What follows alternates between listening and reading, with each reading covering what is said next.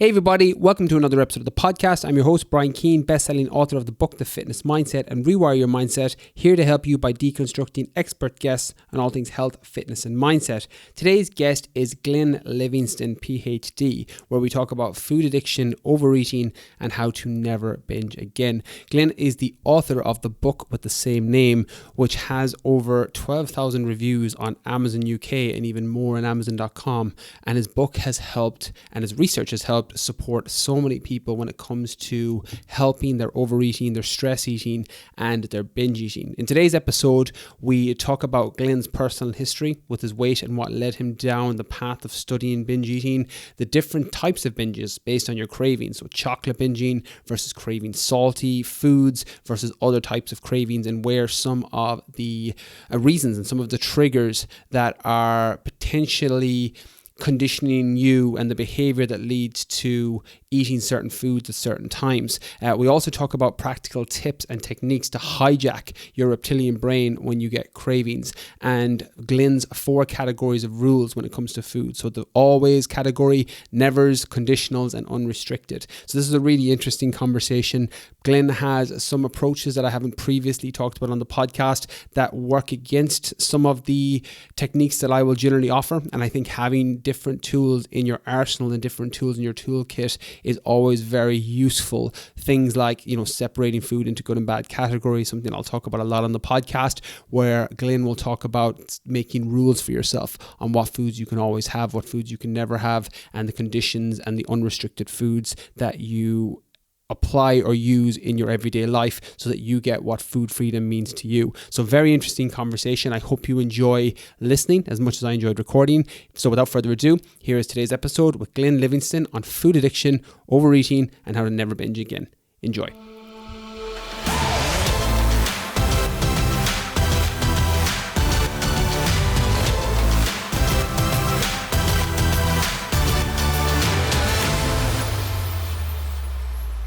Hey everybody, welcome to another episode of the podcast. I'm delighted to be joined today with my guest, Glenn Livingston, PhD. Dr. Livingston is a veteran psychologist who became disillusioned by what traditional psychology had to offer overweight and or food-obsessed individuals, and spent several decades researching the nature of binging and overeating via work with his patients and a self-funded research program with more than 40,000 participants. Most important, however, was his own personal journey out of obesity and food prison to a normal, healthy weight and a much more light-hearted relationship with food. He is also the author of the great book, Never Binge Again, which goes through how thousands of people have stopped overeating and binge eating and stuck to their diet of choice by reprogramming themselves to think differently about food. I'm really looking forward to talking all things binge eating in today's show. Glenn, welcome to the podcast. Thank you so much for having me. I've been looking forward to this all week long. Me too, Glenn. As soon as the guys reached out about coming on the podcast, I was like, yes, lock them in, book them in. I know the book. I'm familiar with the book. I'm familiar with what you've covered in terms of the research on it. And I've been dying to have this conversation because I know how much my audience would benefit from it. But before we start to dive into all things overeating, stress eating, binge eating, etc., talk a little bit about your backstory and what got you interested in binge eating. I mean, if you've ever been to the Woodbury Country Deli on Long Island and they were out of Pop-Tarts or pizza, the odds are that I was probably there before you. So I'm not just a doctor who decided to work with binge eaters. I'm someone who had a lot of problems for a lot of years. Not really problems in the last 12 or 15 years, but before that. When I was a boy, I'm 6'4". I'm modestly muscular without doing anything to maintain it. When I did work out for a couple hours a day, I discovered I could eat whatever I wanted to. So, boxes of pizza, boxes of donuts, 6 to 12 chocolate bars, whatever wasn't nailed down, I could eat. And I thought it was really great. I didn't think it was a problem. I was thin, I was handsome, I was athletic, and I was enjoying myself. I didn't think it was a problem. But what happened was I got a little older, and I got married at 22 years old, and I decided to go to graduate school, and I would commute for 2 hours each way to see patients and go to classes. And then I would get home, and God forbid my ex-wife, but wife at the time, wanted to talk to me. And I just didn't have time to work out, like maybe a half hour a week, not 2 hours a day. And I was a little older, so my metabolism slowed down, but I couldn't stop thinking about food. I felt like it had a life of its own. And I'd be sitting and working with a suicidal patient or a couple in crisis. And if you know anything about psychology, you know it's not really an intellectual endeavor. I mean, it is. You got to know a lot of stuff, but really you have to lend people your soul so that they love and trust you enough to think new thoughts and leave their comfort zone. And it's always been exceptionally important to me to be a great psychologist. Not only were my father and mother psychotherapists, but everyone in the family. There are literally 17 people in the extended family that are therapists. And something breaks in the house and we all know how to ask it how it feels, and nobody knows how to fix it. So, but it's just really important to me to be a great psychologist. So that bothered me more than the weight that I was gaining. And I was gaining weight. And coming from the family that I came from, I decided that there must be a psychological solution. So I figured I must have a hole in my heart, or I'd have to nurture my inner wounded child to get thin. And I went the psychological route. I saw all the best psychologists and psychiatrists. I took medication. I went to Overeaters Anonymous. I did all these spiritual pursuits. And, things would get better for a little while, and then they would get a lot worse. And I just couldn't figure out what was going on. And this actually went on for, until I was in my early 40s. And I was, fatter at some times and a little thinner at other times, but basically it was a steady stair step and an upward climb until I was around probably 280 pounds. My triglycerides were over 1,000, and the doctors were telling me I was going to die soon if I didn't stop this. And I just felt like I just couldn't do it. And I was embarrassed in front of my patients, and it was awful. It was awful. Along the way, I also wound up doing a lot of corporate consulting. So in addition to my clinical practice, which was child and family, I also wound up consulting for big food and big pharma, because my ex was doing that on a qualitative level and I was doing it on a quantitative level, because she traveled a lot and I didn't commute and we didn't have kids. So I had a lot of time. So I developed a second career doing all this consulting. And what I saw in the advertising industry and what I saw in the food industry frightened me and made me think that maybe loving yourself thin isn't the right paradigm. Maybe food addiction isn't really the result of childhood trauma and having a hole in your heart, but maybe there was something else going on. Because what I saw was that these big food companies were spending millions, if not billions of dollars to engineer these hyper-palatable food-like substances, like concentrations of starch and sugar and fat and excitotoxins and salt. And it was all designed to hit the bliss point in the reptilian brain, the seat of the feast and famine response, without giving you enough nutrition to feel satisfied. That's what they're trying to do. They're trying to bypass the natural pleasure system in the brain and hit those buttons in a way that evolution never prepared us for. And what happens when you do that, if you look at the animal studies, is that the survival drive is hijacked. There are all these studies starting with rats where they put electrodes in the pleasure center and they allowed those rats to self-stimulate, to press a lever and self-stimulate. And they found that those rats would ignore their survival needs to press that lever thousands of times per day. A starving rat would ignore food to press the lever thousands of times per day. A nursing mother rat would ignore her pups to press the lever. Rats would climb over painful electrical grids to press the lever. So when you overstimulate the pleasure centers, mammals will forget about their survival needs. And they replicated this in higher mammals, and I think even humans. And by the way, I'm not saying that anybody's putting electrodes in our brain, but I think when you can walk out of a McDonald's and see a Burger King across the street, that it's not a far stretch to say there are some chemical electrodes stimulating our brains. So I saw that was happening in the food substances they were engineering. And then in the advertising industry, they were doing things to fool us into thinking these were healthy things for our bodies. So for example, I work with this major food bar manufacturer, very, very big company, very profitable.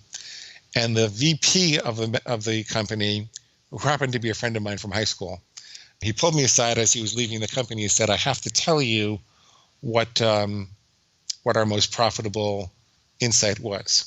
And he was kind of hanging his head in shame. And this was part of where he was leaving. He said, "Glenn, we took the vitamins out of the bar. They were too expensive and they were making it taste bad. And we put the money into the packaging instead. So we made it look bright and shiny and multicolored. And we essentially fooled people's brain into thinking this was a big salad. Because if you think about where you find a diversity of bright colors in nature, they tell you to eat the rainbow. So you've got a salad with dark green lettuce and bright red tomatoes and, yellow carrots and red and blueberries and, et cetera, et cetera, et cetera. And it's good advice to eat the rainbow because you get a diversity of micronutrients. And they were taking advantage of that element of the brain, that evolution put there for a reason, to fool us into thinking there was nutrition there, but the nutrition really wasn't there. And that goes on across the industry. That's not just a food bar manufacturer. That goes on across the industry.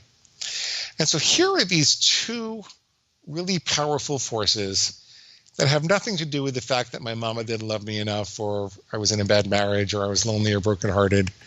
They're very powerful forces that are addressing the lizard brain directly, the reptilian brain directly. Then I started looking at the neurology of it all. And this really shocked me. Do you know that the reptilian brain doesn't know love? The reptilian brain looks at something in the environment and it says, do I eat it? Do I mate with it? Or do I kill it? It's the mammalian brain that's on top of that, that's able to impose a delay that says, before you eat, mate, or kill that thing, what impact will that have on the people that you love or the animals in your tribe? And then it's the neocortex, which is on top of that, that says, before you eat, mate, or kill that thing, what impact is that going to have on the type of person you want to be, or your long-term goals, or your spirituality, or your art, or your music, or your health and fitness goals? And so here I am spending 20 years trying to love myself thin when the part of the brain that responds to food addiction doesn't know love. And there are all these external forces that are creating this perfect storm for really everybody to eat beyond their own best judgment, because it takes over. So I kind of put that all together, and then I did my own study. So I was getting paid a lot of money to do these big studies for corporations, so I set up my own study. I funded it myself to intercept people when they were feeling particularly stressed and ask them what foods did they turn to when they're stressed that they can't stop eating. And I found three interesting things. I found that people who struggled with chocolate, and all of my binges always started with chocolate, they tended to be brokenhearted or lonely or depressed. And people who struggled with salty, crunchy things, they tended to be more stressed at work. And people who struggled with soft, chewy, starchy things, they tended to be more stressed at home. And I thought that was really interesting. But this actually turned out to be the thing that convinced me that we don't necessarily eat for emotional reasons. We're eating because the lizard brain is overstimulated. I went to my mom. And before I was going to publish these results, I wanted to find out from a woman who not only raised me, but was a therapist, why do I run to chocolate when I'm feeling lonely or brokenhearted? And I get her on a call, and she gets this horrible look on her face, this horrible sound in her voice. And she says, "I'm so sorry, Glenn." And I said, "Mom, what do you mean? It's okay. It's 40 years ago, whatever happened. I forgive you. I love you. I'm just trying to figure this out." And she says, "I'm so sorry, but when you were 1 year old in 1965, your dad was a captain in the Army, and they were talking about sending him to Vietnam, and I was terrified. We were trying to get pregnant with your sister, and I thought I'm going to be this, young Army widow with no way to make a living and two small kids." And then at the same time, my father, your grandfather, Glenn, he had just gotten out of prison. And I had idolized this man. I had no idea he was guilty, and he was. And so my whole world came crashing down. So when you would come running to me for love or to play or for some healthy food, I just didn't have the wherewithal to make that for you. So what I did instead was I kept a big bottle of chocolate Bosco syrup on the floor, and in a refrigerator on the floor. And when you would come running to me, I'd say, "Go get your boss, go, Glenn." And you'd go crawling over to the refrigerator, you'd take out the bottle, you'd open the cap, and you'd suck on it, and you'd go into a chocolate sugar coma. If this were a movie, at that juncture, Mom and I should have a big cry and a big hug, and I should never want to eat chocolate again or overeat anyway. And we did have a hug. We did, forgive each other, and it was a good conversation to have. But my chocolate binges actually got worse. And the reason they got worse, because I found there was this crazy voice in my head, and it went something like this. Glenn, you're right. Our mama didn't love us enough, and she left a great big chocolate-sized hole in your heart. And until you can get out of this marriage and find the love of your life, you're going to have to go right on binging. Let's go get some more chocolate right now. Yippee, let's go do it. And so it used that whole thing as a justification. And so that was actually the turning point for me. When you combined it with what I knew about big food and big advertising and these external forces, and the fact that the lizard brain doesn't know love, and the fact that even understanding what started, what was the match that lit the fire, even understanding that didn't help me put it out. I started to say to myself, well, what if you don't have to put out the fire? Like if there's a roaring fire in the living room, in a well-contained fireplace, that's an asset, not a liability. That becomes an opportunity for people to gather around and make memories and laugh and cry and hug and tell stories. It's only if there are holes in the fireplace that an ash could escape and burn the house down. And so I started to recognize that it was this crazy voice of justification that was poking holes in the fireplace. And I said, well, if you could really fix the fireplace, then you'd actually be severing the link between emotion and overeating. It's not that emotion doesn't make you want to overeat, because we can talk about emotion in detail in a little bit if you want to. But it's that even if emotion made you want to overeat, it couldn't make you overeat if there wasn't this voice of justification in between. And this is when I did something a little crazy. And I was not going to publish this. At the time, I was running a coach training organization, and I was happy with my life and my business. I wasn't super happy with my life, but I was happy with my business. And this was just going to be a private thing I was going to try for myself. And so I decided I was going to draw a very bright line between healthy and unhealthy eating. So, for example, I will never have chocolate on a weekday again. I'll only have chocolate on Saturday or Sunday. And then I decided that my reptilian brain, I needed a way to understand the thoughts it was generating versus the thoughts I was generating. And I decided I was going to call it my inner pig. And if I heard a voice that said, you know what, Glenn, you worked out hard enough, even though it's a Wednesday, you can have some chocolate. You're not going to gain any weight. You can just start again tomorrow. It's just as easy. I would say, wait a minute, that's not me. That's my inner pig. And my inner pig is squealing for pig slop, because chocolate on a Wednesday is pig slop, and I don't eat pig slop, and I don't let farm animals tell me what to do. And I was already a very sophisticated psychologist with so many publications and recognitions at that point. But what actually got me better was saying, I don't eat pig slop, I don't let farm animals tell me what to do. And it wasn't a miracle that cured everything all at once, but what it did was it would wake me up and give me those extra microseconds to make a better decision. And sometimes I would, and sometimes I wouldn't. But I no longer felt confused or despairing or hopeless. I no longer felt like I was powerless or out of control. I was just under the influence of my reptilian brain, and I could make a better decision if I wanted to. And slowly but surely, I would adjust the rules to be things that I wanted to follow. Because I decided that following the rules and being able to stick to my own best thinking about food was more important than how fast I lost weight. So I just, if you'll excuse the word, I think up until that point, I was my pig's bitch. I think, right? And I wanted my pig to be my bitch. And so I played with the rules, and I discovered there were some things I could say I would always do. There's some things I would never do. There's some things that I would do under certain conditions, like, I'll only ever have pretzels again at a Major League Baseball park. But what they all had in common was that there were very clear lines, and I knew when my pig was talking because it was trying to get me to cross them. And then I would disempower what it said. So I kept a journal for about 8 years. And the pig would say, you can just start again tomorrow. It'll be just as easy. And I'd say, well, wait a minute. That's not actually true, because the principles in neuroplasticity say that if something fires together, it wires together. So if you hear a little voice in your head that says it's just as easy to start tomorrow, and then you go and eat chocolate, you're actually going to be more likely to say the same thing tomorrow, and you're going to be more likely to eat chocolate tomorrow. So if you're in a hole, you really have to stop digging. And I called that disputing the pig. I call that, looking for the lie in what the pig was telling you. And I found that if I did that the pig had a harder time using the same excuse next time. The analogy I would use is, if previously it was like a greased chute, now I could still go down the chute, but it was like going down a chute filled with sandpaper. And I didn't really want to. Or sometimes I wanted to, and I tried to do it anyway, but it was very uncomfortable because I eliminated the justification. So I wasn't greasing the chute anymore. And slowly but surely, I got thin over the course of 8 years.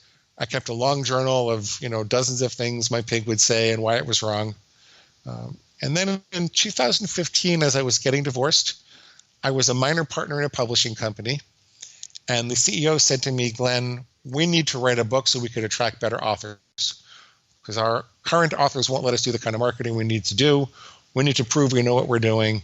Can you turn that journal into a book? And I spent that summer turning the journal into the book, and I sent it to my CEO, and he came back and said, brilliant, Glenn, I don't eat donuts. Donuts are pig slop. I don't let farm animals tell me what to do. And he proceeded to lose almost 100 pounds.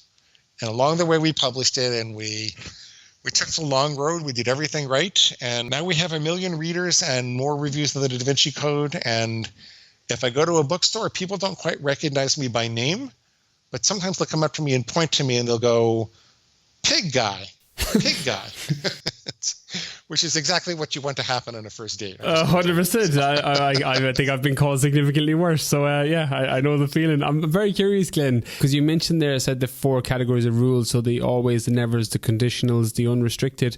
As somebody that has my own personal history of binge eating, slightly different. I wasn't overweight.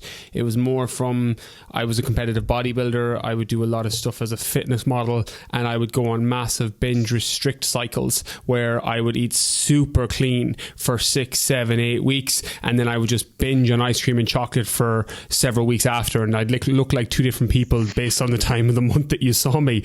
Do you find that for people that are in that bracket, that are not necessarily 100 or 200 pounds overweight, that they can benefit, or they from your experience of working with them, would that always, never, conditionals or unrestricted, and how to split those foods into the categories, is that a useful strategy for them, or would you recommend something else for those individuals? I do work with bodybuilders, and they're a unique crew. Let me lay out what I believe the fundamental cause of binge eating really is, besides the food industry stealing your survival drive and some fat cat in a white suit and a mustache laughing all the way to the bank every time that you look for love at the bottom of a bag or a box or a container. I believe that there's an evolutionary mechanism in the brain that says that if food is very scarce, food and nutrition are very scarce for a period of time, then the moment that it's available, you need to hoard it. And this is why, by the way, that feeling too full can be a trigger for a lot of binge eaters. Because most people who struggle with overeating on any level are also good dieters. And most people will tell you a story of being able to lose weight or follow any diet for a while, but then they just can't anymore and they're off to the races. And so competitive bodybuilders will go on these 16-week cycles where they're on a very restrictive diet preparing for a contest, but then they have a pizza waiting for them as soon as they get off stage, right? Or 7. or 7, yeah. Right. And there is a diagnosis called exercise bulimia, where the exercise is seen as a kind of purging. If people really want to stop that behavior, it's difficult if you're going to continue to compete, because you're entering the binge and restrict cycle all the time. And what we try to advise people if they want to stop the binging is to flood their body with nutrition at a small caloric deficit and leave a longer period of time so they can get to where they need to go. So you're looking for a way of life that doesn't really involve having 7 pizzas. You're looking for a way of life that keeps you, within striking range of your competitive weight, but you have to leave yourself longer to get there, and your coach might not be happy with that and all that kind of thing. So with competitive bodybuilders, what we do is we try to convince them, to start sooner, and they have 2 different food plans. They'll make a set of rules for when they're not competing, and they'll make a set of rules when they're trying to compete. But we try to get them out of the idea that they should, restrict so aggressively. And frankly, sometimes the competitive bodybuilders just don't want to work with us because it's very, very difficult to stop the binge eating if you're going to restrict so significantly for periods of time before that. Because you're fighting evolution. You're fighting what your body really wants you to do. Which can be done. I mean, think about people going on hunger strikes. They fight what their body really is meant to do. It's not easy. I'm sorry. I wish I had a really easy solution. It's not easy. Yeah, there's definitely a massive downregulation in hormones as well. Your ghrelin, your leptin, your hunger, your satiety hormones. That's kind of my area that I would always come at it from. One of the things that really supported me as well, and it falls slightly outside of what you've mentioned there, but it's very much an alternative tool of not splitting foods into good and bad categories. I was really bad for that, and I think that belief system was really helpful for me when I was 5 years old. My daughter's 6 years old. I think it's helpful for her to be like, that food is good, that food is bad. But for me, as someone in my early 30s, or a female or male listening to this in their early 30s, mid 30s, late 40s, sometimes splitting and not splitting foods into good and bad categories can be useful. And then other times making categories of rules. What food can you always have? What food can you never have? What foods can you have under certain conditions? And what foods are unrestricted? I think it's very much a case of finding what's going to be a good fit for you based on your circumstance, based on your starting point. I'm curious, Glenn, you mentioned there the crazy voice of justification. I love that language that you use because it talks about kind of your own story and the inner dialogue that's going on in your head. Do you find from your area of expertise that a lot of binge eating, you mentioned chocolate there and your history with, your mum, is it generally deep rooted with people, or is it sometimes just more surface level through bad habits? You've mentioned obviously the food industry evolution, but just from your area of expertise, do you normally find that there's normally some form of deep rooted, we can label it trauma, or just not even trauma, but just something that's happened in experience that has led you to react to food this way on top of the things that you've mentioned? Or is it sometimes more surface level? What do you normally see in your area of expertise? Often, but not always. Often, but not always, there's a deep-rooted trauma that started it. But I do not believe that the initial trauma has to be cured in order to stop the binge eating. And so most people, most psychologists who see the association believe that they're not going to be able to cure the binge eating until they cure the original trauma. And so they'll have people spend 5 or 10 years in in-depth psychoanalysis or something like that, or psychotherapy, so they can figure out why their mama didn't love them enough and that kind of thing. And that's a very soulful, valuable thing to do. I don't regret the journey that I took looking for all the deep-rooted things. But the question most people don't ask themselves is, if it was a deep-rooted cause, so what? What if the solution was just the same regardless of whether I ever knew what the cause was or not? And because there's so many things that go on physiologically when you stop the binge eating on a practical basis. So first of all, my mama gave me chocolate when she didn't want to feed me, and I was traumatized by that, and I wound up feeling lonely and brokenhearted and running to chocolate instead. And it's all true. It's all true. And knowing that made it possible for me to stop hating myself, to forgive my mother. It made me a psychologically healthier person to know that. It was a worthwhile endeavor. But I kept binging anyway. But when I instituted a technique which would separate me from the reptilian brain, then I started to recover control without fixing the trauma. I was still in a bad marriage. I was still lonely and brokenhearted. I understood why, but I was still lonely and brokenhearted. But the ability to jump back up into your upper brain and make intellectual decisions about how to eat was independent of curing the original trauma. There are a couple of other things that are independent of curing the original trauma. So I will tell people to carry around a pad and paper or a smartphone with them so that after they recognize that their pig is squealing to break the line, then they can write down exactly what the pig is saying. And sometimes just the act of writing will give them enough to not follow the craving, because writing is an upper brain activity. Binging is a reptilian brain activity, right? It's an activation of the feast and famine system. Writing is more of an upper brain activity. You can also instruct people, even before they write it down, you can tell them to do what we call as a 7-11 breath, where you breathe in for a count of 7 and you breathe out for a count of 11. And you do that a couple of times.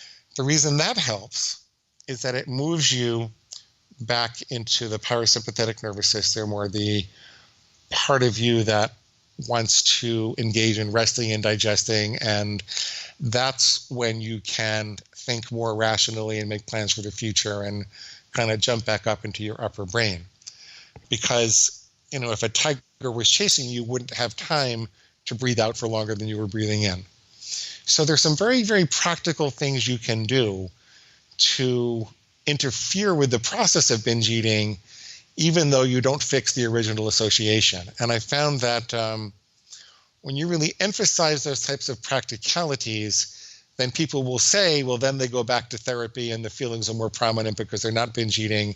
And then they can grow through the emotional trauma, with their therapist. But we don't really get into that in our work. We just fix the binge eating.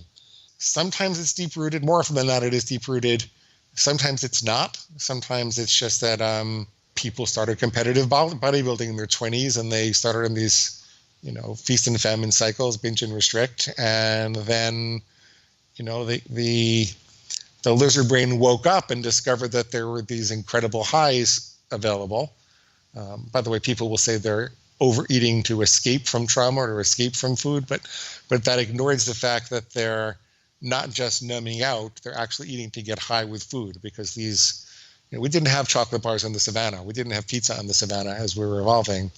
These are unnatural concentrations of pleasure, which you're entitled to eat if you want to.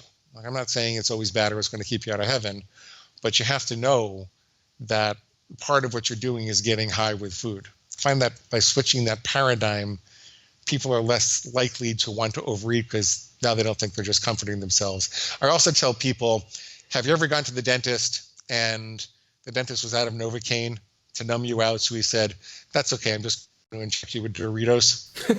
It just doesn't happen, right? Because you're not really just having the Doritos for their numbing effect. You're having them, probably going to get sued now. Yeah. you're having them to get or sponsored by Doritos and all the dentists coming to you. Right.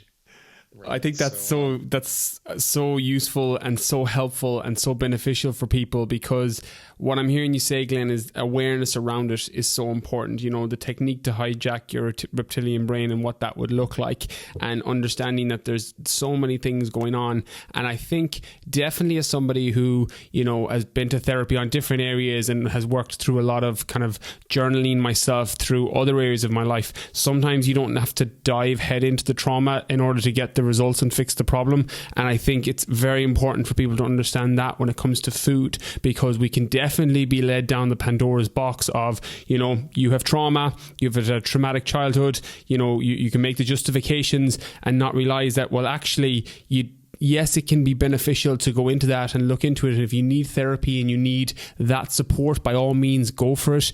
But you can also fix your issue by a little bit more practical basis, like you've mentioned. I'm curious there, because you talked about, when I was competing in bodybuilding, and not everyone that listens to this podcast would ever go down that route, but it kind of serves as an idea for what I've experienced. But for me, I used to have triggers, even before I was bodybuilding, I would have to check in with how I'm feeling. Like if I ever got through low spells or felt lonely, or I felt like I wasn't around friends or family, like I would turn to food. Like that was always it was a coping mechanism. Now I had what you talked about earlier where you would exercise through it. So I always balanced out, you're always tipping the scale and balancing it out, but it doesn't make it, any better necessarily.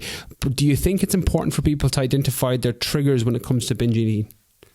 If you were a city traffic planner, you would survey the city and you'd be responsible for optimizing two variables.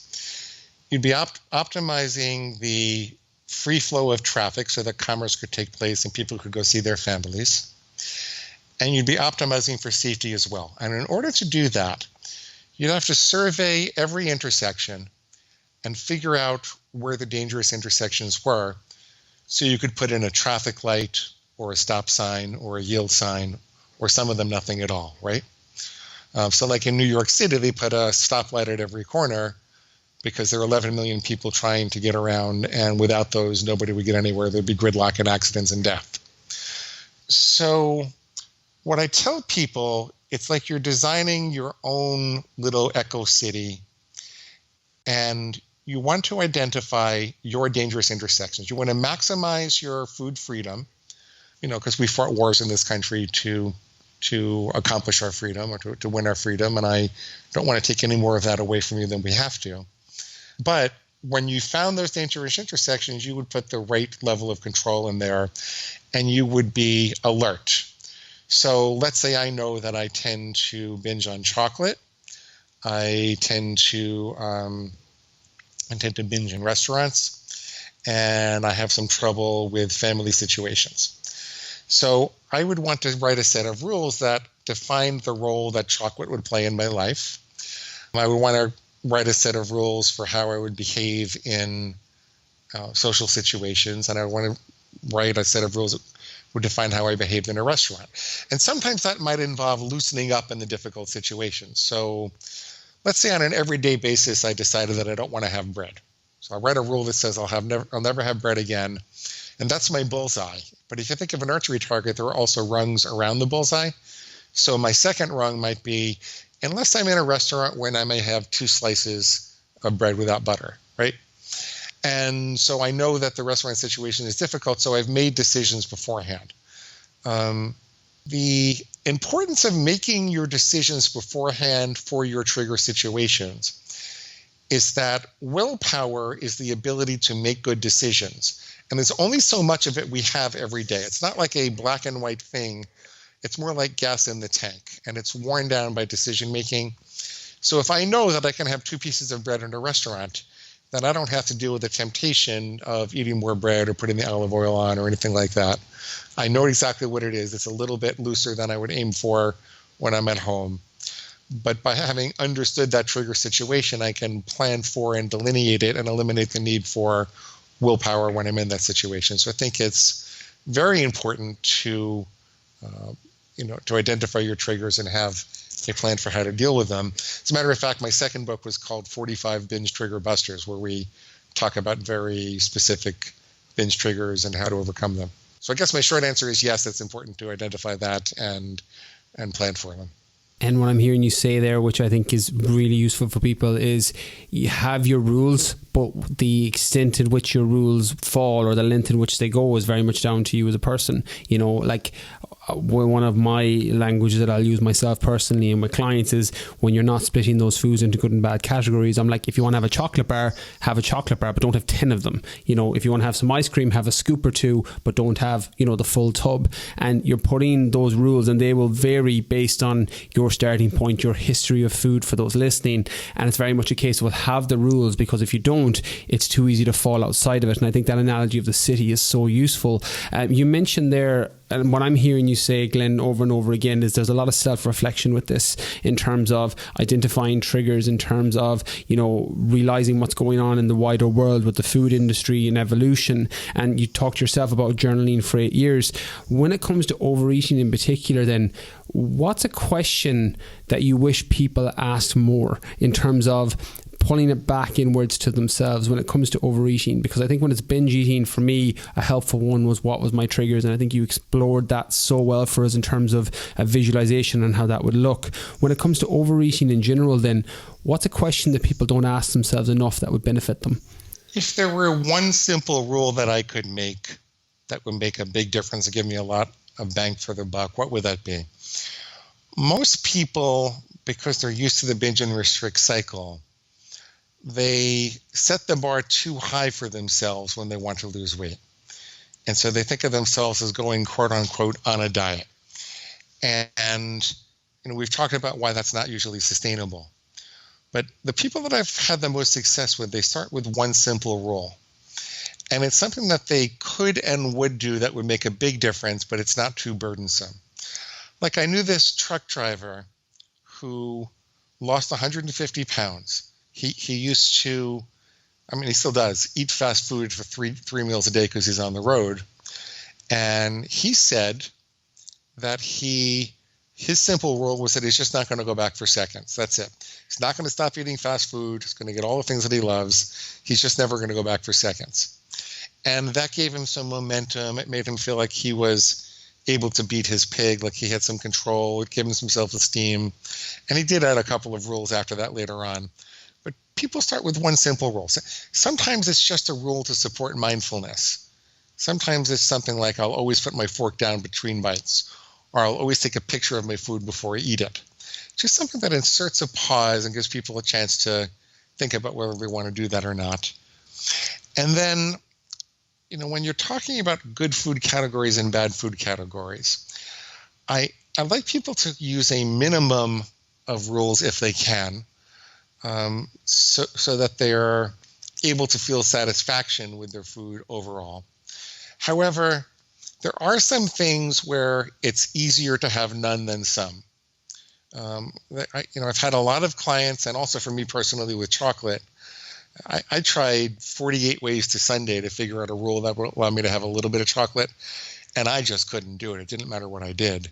So I eventually decided that I just would never have chocolate again, and it's been years. I think it's been like 6 or 7 years now, and I look at a bar of chocolate and I don't understand why I ever wanted it before. It looks like a big bag of chemicals to me.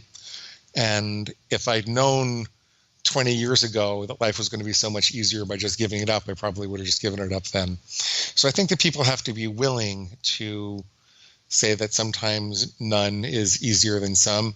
The biggest deal is one simple rule. That would be the answer to your question, is one simple thing that would be easy for them to do that would make a big difference. Maybe I'll never eat in front of a screen again. Maybe I'll only have pasta on weekends, something like that. You're preaching to the converted. I literally don't have Ben & Jerry's at all anymore for that exact same reason.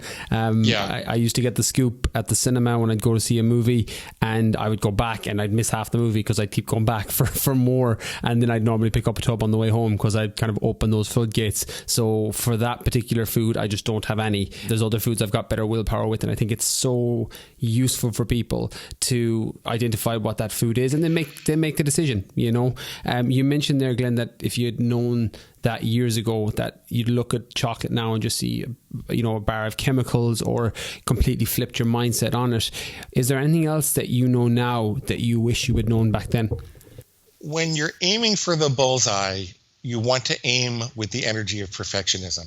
People are frightened of perfectionism with food because they think that it causes you to binge. But when you're aiming at the bullseye, you need to know exactly where the bullseye starts and ends. It needs to have a boundary. You can't aim at a fuzzy target. And you can utilize, winners use the energy of perfectionism to purge their mind of doubt and insecurity. So an Olympic archer will say, will see the arrow going into the bullseye and become one with the bullseye before they loose the arrow. They're not saying maybe I'll make it and maybe I won't. And when it comes to a hyper-palatable pleasure, saying maybe I'll do this and maybe I won't really just means I'm not going to do this for too long. I'm just going to do it until I don't feel like it anymore, right? So the reason I'll say my book is called Never Binge Again, because it's a lot better title than Binge Sometimes, right? So true. However, that doesn't mean that I won't be kind to myself if I made a mistake. So, I intend to never touch a hot stove again. I will never touch a hot stove again. I just won't. But if I do, I'm going to take the time to figure out how that happened so I could avoid it in the future. I'm going to experience the pain because I wanted to get my attention. So the analogy would be to be experience a little bit of guilt and shame to get your attention. What I'm not going to do is put my whole hand down on the stove and say, you are a pathetic hot stove chair. You might as well just burn your whole hand. I'm not going to allow myself to castigate myself. I'm just going to, if I miss the bullseye, by how much, in what direction, and how do I adjust my cells so that I'm more likely to hit it next time? If I touch the hot stove, why did it happen? How am I going to avoid it next time? And then I'm going to let it go and move on. And it turns out that that negative voice of self-castigation that occurs when you miss the bullseye with food that says, oh, you're so pathetic, you're never going to get this, you should just give up and be a happy fat person. That voice of castigation is really the reptilian brain trying to get you to feel too weak to resist the next binge.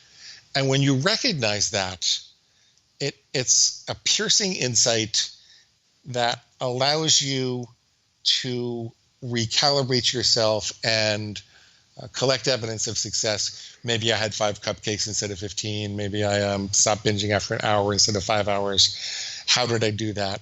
Rather than just saying, why can't I stop eating? Why can't I stop eating? Which encourages you to collect evidence of failure. When you say, why can't I stop eating? Why can't I stop eating?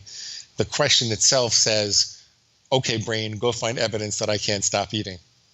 And that creates a failure identity as opposed to a success identity when you say, how can I stop eating? What did I do right?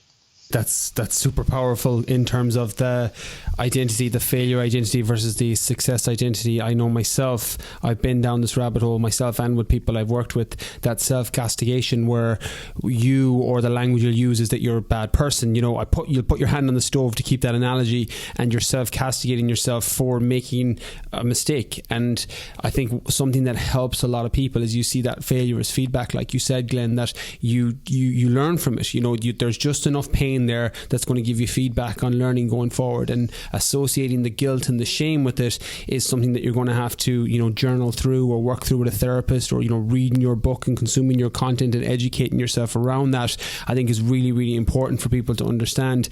With that in mind, just because I know how many people, as you've said, 1 million people reading your book, thousands of reviews online, and it's helped so many people over the years. But Glenn, if you had a reach to everybody on the planet who has either suffered or does suffer from overeating or binge eating, either binge restrict cycles like we've talked about, or people who are overweight and struggling with binge eating, if you could figuratively put a message onto, say, Instagram, that you'd hit all of those people on the planet, what would you say to them?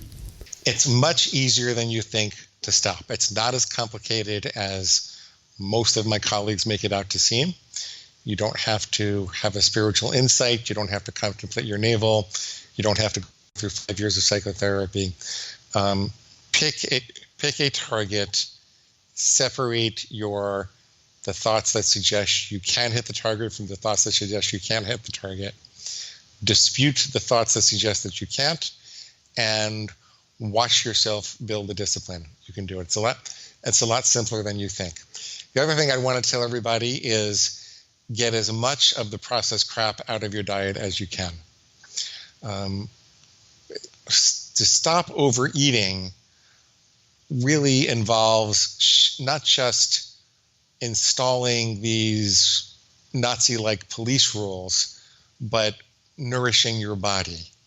When I said I will never have chocolate except on a Saturday or Sunday, and I would hear my pig squealing on a Wednesday, I didn't just say, well, I'm not going to have the chocolate then. I experimented with different things that would nourish me at those times, because I decided my survival drive was making an error in looking for the chocolate. But what did it really need?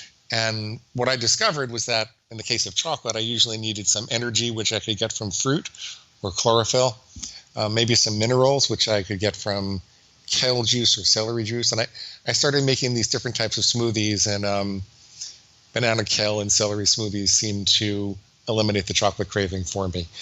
I'm not a dietitian, I'm not a nutritionist, but work for me. So get the processed crap out of your diet, get more nutrition into your diet, and the combination worked a miracle. For me, it works miracles for a lot of people, and it should work a miracle for you. I love that, Glenn. That's such a fantastic way to end the podcast. And I just want to thank you so much for the work that you do, for your time here, the amount of value you've given me and everybody listening, because there's just tools amongst tools that you've mentioned here, between where to identify where your overeating is coming from, or your binge eating, between the triggers, between the practical things that you can apply, the techniques to hijack that reptilian brain, avoiding the processed foods and nourishing your body, and the mindset that comes alongside that. So thank you so much for all of that. Glenn, can you link everybody or tell everybody where's the best place for them to connect with you? Where can they pick up the book, or anywhere else you want to send them? Please do that now. At neverbingeagain.com, if you click the big red button and sign up for the reader bonuses, you'll get 3 things. You get a free copy of the book in Kindle, Nook, or PDF format. We do have paperback and Audible, but there's a charge for that. But it's free for Kindle, Nook, or PDF. You'll get a set of recorded full-length coaching sessions, because I know this sounds really weird, but I promise you it's a very compassionate, life-giving process when you actually hear it in action, and I want you to hear that. And you'll get a free set of food plan starter templates. So regardless of whether you're trying to eat keto or high carb or low carb, or point counting or calorie counting or macrobiotic, whatever you're trying to do, we'll give you some examples of food plans that you can adjust for your own needs. So neverbingeagain.com, click the big red button. We also have coaching programs and coach training programs, and we have something that's more like a high-end rehab if you really need that. We only do 1 or 2 of those a month, but neverbingeagain.com, click the big red button, you'll find everything. Amazing. And for everybody listening, I will link those in the show notes for today's episode on briankeenfitness.com, and on the description for the iTunes, for Overcast, Podbean, Spotify, or wherever you're listening. Glenn, thank you so much again. Thank you for having me.